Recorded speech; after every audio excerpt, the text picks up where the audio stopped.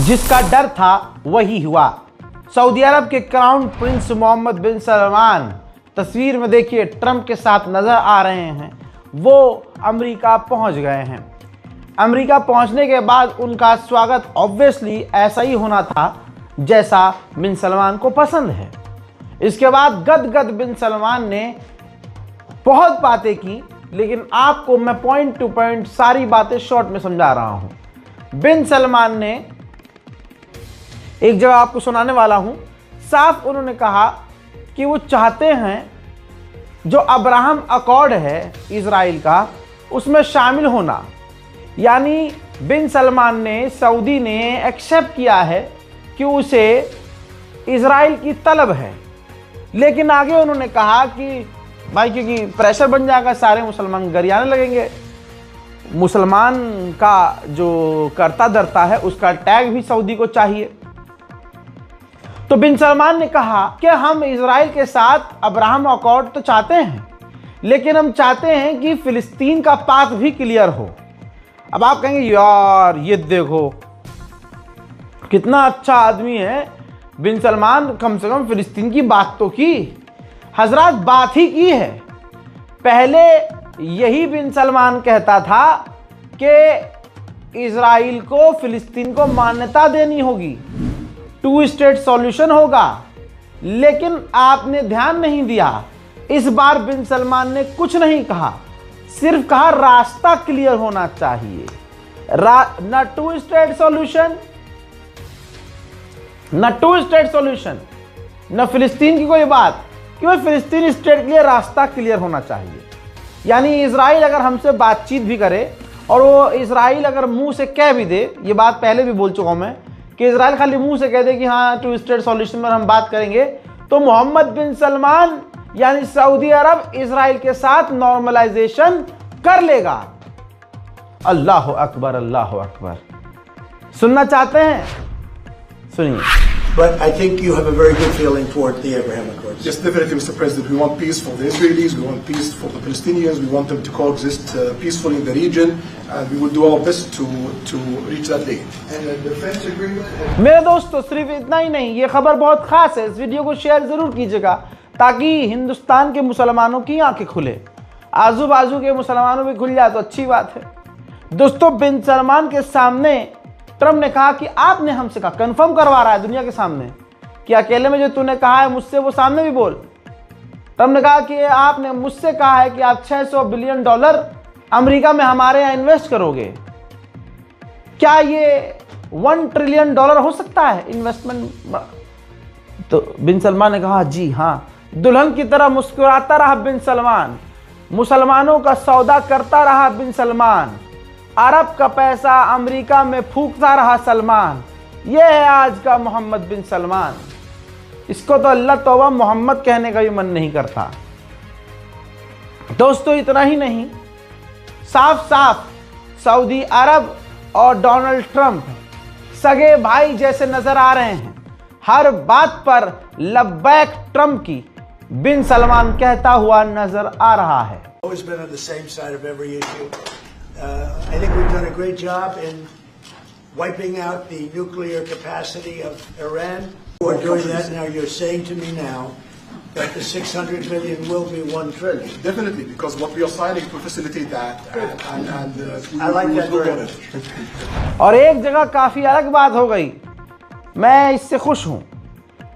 एक पत्रकार ने पूछा कि आप बिन सलमान को, सऊदी अरब को F-35 फाइटर जेट देने वाले हैं, इलाके में 2 के पास F-35। तो ट्रंप ने कहा, खुलासा किया कि वो यानी इजराइल नहीं चाहता है कि उनको, यानी जो बिन सलमान है, सऊदी अरब है, इनको F-35 वही दिए जाएं जो उनके पास है। मैंने इस बारे में बहुत सोचा और मुझे लगता है कि फेमिलियर मतलब सेम फाइटर जेट सऊदी अरब को भी दिए जाए। When you look at the F-35 and you're asking me, is it the same? I think it's going to be pretty similar, yeah. You know, how will that this is a great ally, and Israel's a great ally. And I know they'd like you to get planes of reduced caliber. I don't think that makes you too happy. They've been a great ally. Israel's been a great ally. and we're looking at that exactly right now. But as far as I'm concerned, I think they are both at a level where they should get top of the line. Yes, please. Can I just ask for the Crown Prince? If I could just ask about बिन सलमान के welcome में कोई कसर नहीं छोड़ी गई, क्योंकि बिन Salman Saudi एक अरब मुस्लिम मतलब इतना पैसे वाला देश है कि क्या ही बताएं। स्वागत जब हो रहा था तो व्हाइट हाउस के ऊपर F-16 फाइटर जेट भी अमेरिका ने उड़ाया था।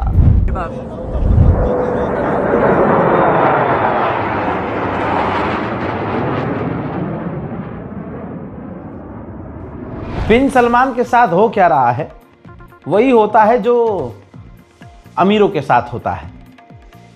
चालाक समाज के कुछ लोग किसी अमीर को पकड़ते हैं, उसके पैसे पे ऐश करते हैं, उसका पैसा लगवाते हैं। अरे भाई खरीद लो, बहुत बढ़िया चीज़ है, हाँ बढ़िया है। खुद कभी नहीं खरीदेंगे, न सोचेंगे खरीदने की, अपने दोस्त से खरीदवा देंगे। कहीं जाएंगे, उसका अपने दोस्त से फ़ायदा करवा देंगे और नंबर अपने बना लेंगे, देखा मैंने करवाया था। वही हो रहा है बिन सलमान के साथ। पत्रकार ने पूछा, सऊदी अरब जो है, बिन सलमान जो हैं उनसे पूछा कि सऊदी अरब गाज़ा को बनाने में कितने पैसे लगाएगा। तो बिन सलमान ने कहा कि अभी हम इस बारे में सोच रहे हैं। तो भाई ट्रम्प कितना चालाक है, वही जो दोस्त लुटवाने वाला, फ़ायदा उठाने वाला, पट से बीच में बोला कि बहुत पैसा लगाएंगे, बहुत, क्योंकि गाज़ा इनके लिए, सऊदी अरब के लिए काफ़ी इम्पोर्टेंट ज़मीन है। Prince, very quickly, I want to ask you, how much money is Saudi Arabia giving for Gaza reconstruction? We are in discussion about that. Still, there is no amount being It'll be a lot. named, but It'll be a we lot. will definitely help. Yeah, he's gonna. It's very important to him. And a quick follow-up, the international...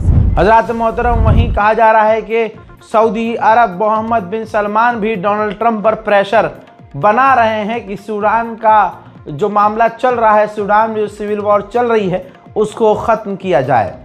लेकिन सोचिए, एक अरब देश एक भाई को रोकने के बजाय, यूएई तो सारा हरामी बन कर रहा है, बजाय डायरेक्ट यूएई को समझाने के एक गैर मुस्लिम देश के पास भीख मांग रहा है कि आप सूडान में देखिए, सूडान मुस्लिम, सऊदी अरब मुस्लिम, यूएई मुस्लिम, मारने वाला मुस्लिम, मरवाने वाला मुस्लिम, यूएई मरवाने वाला। लेकिन बिन सलमान अमेरिका से रिक्वेस्ट कर रहा है कि भाई साहब ये ख़त्म करवा दो। ये इससे बुरा क्या होगा बताओ। सऊदी अरब चाहे तो डायरेक्ट यूएई से बात कर सकता है, यूएई और सऊदी मिलकर डायरेक्ट सूडान को रोक सकते हैं। लेकिन अमेरिका के आगे आज तमाम अरब देश घुटने पर आ जाते हैं, ज़रा सी देर में कुछ भी होता है बाबा। और यही फ़र्क है ईरान और अरब देशों में। वहीं सऊदी अरब को कंफर्म कर दिया गया है कि अमेरिका F-35 फाइटर जेट देगा, सेम देगा। इसके बाद ऑफिशियली, सरकारी तौर पर, आधिकारिक तौर पर जो इजराइल की फ़ौज है ऑफिशियल, उसने अपनी सरकार नेतन्याहू को ऑफिशियली लेटर लिखकर साफ वार्निंग दे दी है कि अगर सऊदी अरब को F-35 मिलता है तो इलाके में हम कमज़ोर होंगे, हमारी सिक्योरिटी कमज़ोर होगी, यह हमारे लिए ख़तरा होगा। सिर्फ इतना ही नहीं, उन्होंने ये भी कह दिया, यानी इजराइल की फ़ौज ने, कि इसके बाद हमारे लिए ख़तरा बहुत ज़्यादा बढ़ जाएगा। हमने जो फाइटर जेट ऑर्डर किए हैं वो ऑर्डर हमें लेट मिलेगा और इलाके में हम अकेले ताकतवर फिर नहीं होंगे, हमारी एयर सिक्योरिटी कमज़ोर हो जाएगी। अमेरिका में एक यहूदियों का संगठन है, ज़ियोनिस्ट ऑर्गेनाइजेशन ऑफ अमेरिका नाम से। इस संगठन ने डोनाल्ड ट्रंप की निंदा की है और इस संगठन का भी साफ कहना है कि ट्रंप को, मोहम्मद बिन सलमान को, सऊदी अरब को F-35 फाइटर जेट नहीं देना चाहिए। अब उधर मेरे दोस्तों, डोनाल्ड ट्रंप से अमेरिकी पत्रकार ने कहा कि इजराइल चाहता है कि जो F-35 मिल रहे हैं वो शर्त हो कि गाज़ा और फ़िलिस्तीन के हालात जो हैं उस पर सऊदी अरब जैसे और मोहम्मद बिन सलमान जो हैं बातें कुछ हमारी समझें, माने और फ़िलिस्तीन पर बात ना करें, जो भी है XYZ। इस पर जवाब देते हुए ट्रंप ने कहा कि फिलिस्तीनी ठीक हैं, अच्छा कर रहे हैं और इजराइल को अच्छे से पता है कि हम क्या कर रहे हैं, क्यों कर रहे हैं और वो खुश है। तो यानी दोस्तों जो कुछ भी हो रहा है, नेतन्याहू, मोहम्मद बिन सलमान और ट्रंप मिली भगत है इन तीनों की। बस ये जो स्क्रीन पे चल रहा है, ये ड्रामा चल रहा है। अमेरिका, बिन सलमान और नेतन्याहू खुश हैं। सुनिए। 35s, are those sales, Israel had reportedly wanted those sales to be conditioned on Saudi Arabia moving to normalized Israel will be happy. Israel is Is going that to a be happy. condition of the F-35? Israel's aware, and they're going to be very happy. Okay? हजरत जमाल खाशोगी को आप जानते हैं, यह आदमी वो है, वो पत्रकार है जो सऊदी का था, सऊदी अरब का था और बिन सलमान और सऊदी रिजीम के बारे में खुलकर लिख रहा था। तो भाई इसकी जान को खतरा हुआ, बिन सलमान ने इसको मारने का आदेश अंदर अंदर दे दिया। जमाल खाशोगी को पता चला, वो तुर्की चले गए। तुर्की के अंदर बिन सलमान ने उनको मरवा दिया। ये बात तुर्की को पता है। तुर्की का इस पर सऊदी अरब से झगड़ा है। ये तमाम चीज़ें क्लियर हैं कि बिन सलमान ने मरवाया था।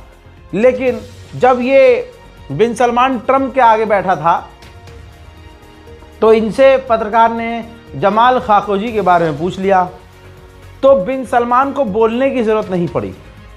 ट्रंप ने पूरा स्टैंड ले लिया और कह दिया कि जमाल खाशोगी एक कंट्रोवर्शियल एक टॉपिक है। उस आदमी को कुछ पसंद करते थे लोग और कुछ नहीं पसंद करते थे और उसका बिन सलमान से लेना देना नहीं है। आप उस इंसान के बारे में यहाँ बात करके हमारे मेहमान को एम्बैरस कर रहे हो। उधर यूएनएससी में रेजोल्यूशन पास हो गया, वही रेजोल्यूशन जिसके लिए अमेरिका ने धमकी दी थी कि ये रेजोल्यूशन पास होना चाहिए ताकि गाजा में इंटरनेशनल फौज तैनात की जाए। इसमें सभी देशों ने राजीनामा दिया और वोटिंग इस पक्ष में की कि अमेरिका खुश हो और इंटरनेशनल मिलिट्री फोर्स गाजा में तैनात हो। इस मीटिंग में, इस वोटिंग के अंदर दो देश शामिल नहीं हुए। जी हाँ, कल ये वोटिंग हुई थी जिसमें चाइना और रशिया शामिल नहीं हुए। आज रशिया और चाइना ने कहा है कि हम एब्सेंट इसलिए थे क्योंकि इस रेजोल्यूशन में 2 स्टेट सॉल्यूशन और फिलिस्तीन की बात ही नहीं थी। इस रेजोल्यूशन के आने के बाद हमास ने इस रेजोल्यूशन को ठुकरा दिया है और कह दिया कि हम हथियार नहीं डालेंगे और हमारा अधिकार है इजराइल से लड़ने का, अपनी ज़मीन बचाने का।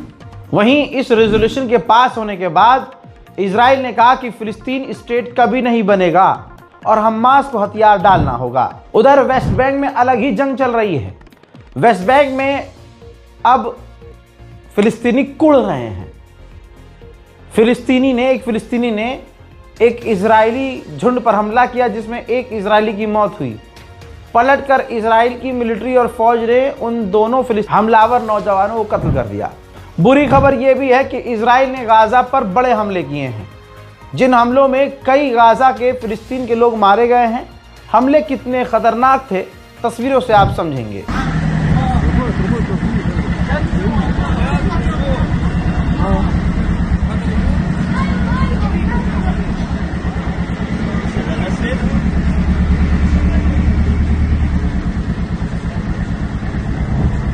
हस्बी अल्लाह व निअमल वकील। कल का इंटरनेशनल प्राइम टाइम वीडियो हमारे दूसरे चैनल रज़ाग्राफी एक्सप्रेस पर पोस्ट किया गया था। जिन लोगों को अभी नहीं पता है, जाइए रज़ाग्राफी एक्सप्रेस पर, हमारे दूसरे चैनल पर जाइए, जल्दी से उन वीडियोस को देखिए। अपनी राय खबरों के बारे में कमेंट सेक्शन में लिखिए और अपनी राय लिखने के बाद इस वीडियो को शेयर भी कीजिए। जय हिंद।